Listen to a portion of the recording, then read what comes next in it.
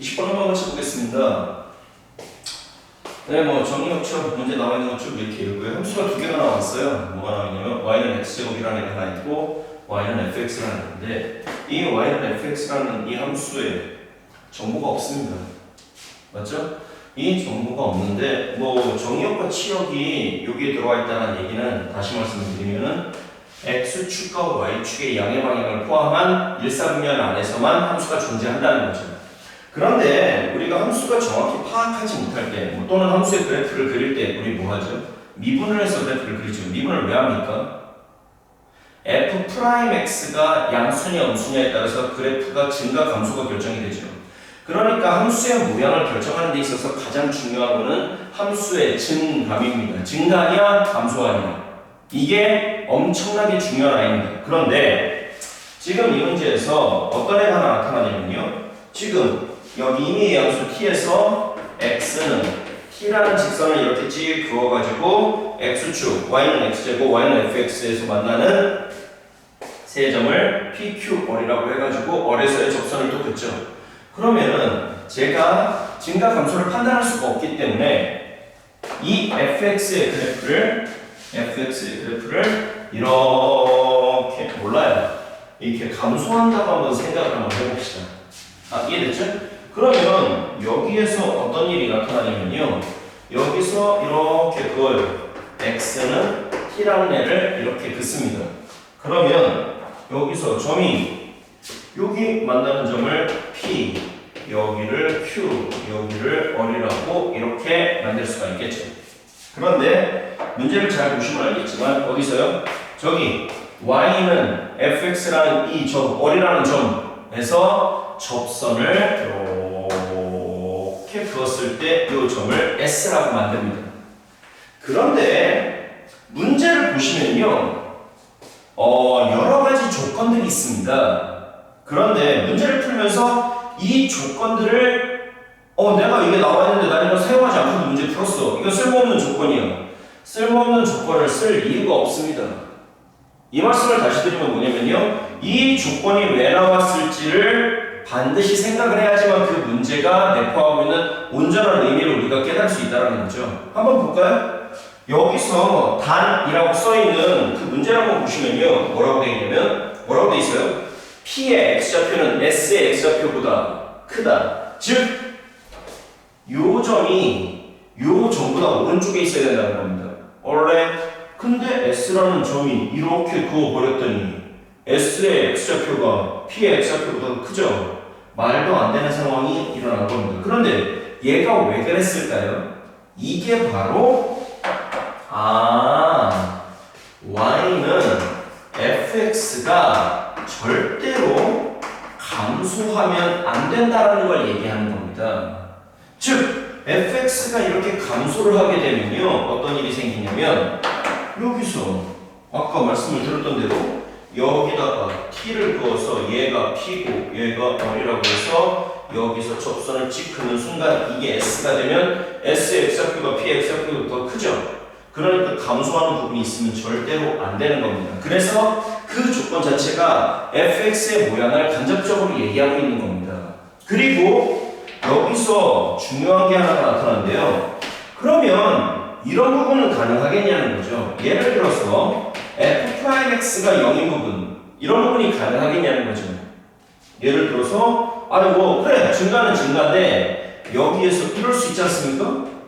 이런 식으로 왔다가 잠깐 이렇게 x세제곱 이런 걸 평행이동 한 것처럼. 그런데 여기에서 만약에 내가 x는 t라고 하는 걸 이렇게 그는 순간 아까 kir가 0이면 접선이 이렇게 그어지겠죠? 그러면은 s가 존재하지가 않습니다. 내 말 무슨 말인지 알아들으시겠어요? 그러니까 f'x가 0인 부분도 존재하면 안 된다는 말입니다. 그러면 이 문제는 처음부터 끝까지 저 x가 0 이상인 부분에서 절대로 f'x가 0보다 커야 된다는 얘기를 하고 싶은 겁니다. 무슨 말씀인지 이해되시나요? 이렇게 만들어주면 되겠죠. 됐어요? 이렇게 하면은 되겠다. 됐죠? 별얘기 아닙니다. 얘 모양이 이렇게 돼 있으니까 우리가 이 그래프를 이렇게 만들어 보죠. 어떻게요? 이게 y는 x의 제곱이라고 이렇게 만들어지면 우리는 누구의 그래프를 그립니까? fx를 증가하는 수니까요. 뭐 몰라요. 네, 이렇게 만들어지고 그러면 여기에서 아까 말했던 대로 여기 x는 t라는 점 적어서 여기는 p고 여기는 t, 0 여기는 q다. t, t의 제곱이다. 여기는 어리니까 t, ft가 이런 식으로 만들어지겠죠. 맞죠? 그러면 여기서 다시 접선을 이런 식으로 그어버리니까 이렇게 그어져 버리면 이 점이 S가 이렇게 만들어지겠죠. 그러면 이제 뭐합니까?